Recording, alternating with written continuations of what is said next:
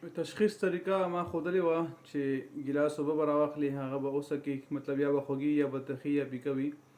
نو هغه علاج ما خو چې که ترخې وي نو جناتو مسلې، که پیکه جادو مسلې، او که خوږې وي نو بیا د محبت تعویذونه شوي دي. هغې ملګري تپوس کوي چې علاج یې څه دی، طریقې راته خیرت طریقه. که چېرې چا هغه اوبه څکلي، سوره ناس باندې اوبه دم کړي، هغه اوبه څکلي، اوبه ترخې شوي وي، نو دا بیا د جناتو مسله، بدن کې به جنات یا به حاضري کېږي یا به بدن کې اثرات وي، بدن به هر وخت درون وي، غصه به ورځي، هډوکي به خوږېږي ورسره، او دغه رنګ چېرته خوشبو ته محسوس کېږي بدن به خرابېږي، چېرته جناتو اثر وي هلته کې ځي بدن به خرابېږي ورسره.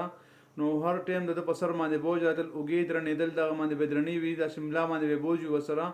او کوم ځای کې داسې چېرته لاړ شي، کوم کس باندې جنات ورسرې په دواړو باندې جنات حاضرېدل، دغه شی کېږي به.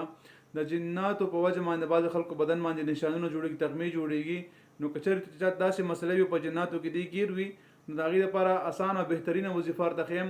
راوابخلي قرآن مجید کې څلورمه سپاره ده، 153 نمبر آیات دی، 153 نمبر آیات. ثم انزل علیکم من بعد الغم امنة نعاسا یغشی طائفة منکم. دا آیات مبارک په شرشمو تیلو باندې 14 بار 16 کرته ویلي، په هغې باندې دمولی، هغه بدن هغې تیلو باندې ټول بدن مالش کولی. که بالفرض مالش کول ګران وي، ګرمي ده، بدن خپله هم خوله کوي، که نشي کولی څه داسې دې پې ډک ډک مالش کوي، او د خپو ته دې ډک ډک مالش کوي پې، او چې کوم ځای درنېږي هغه ځای پې مالش کوي. انشاءالله دا عمل دی 11 ورځې لګاتارو کې چې جناتو څومره سخته مسله وي، مسله به ختمېږي ورسره. په دې اوبه هم دمولو شي، او اوبه بار بار څکا، نو مسله به زر ختمه شي.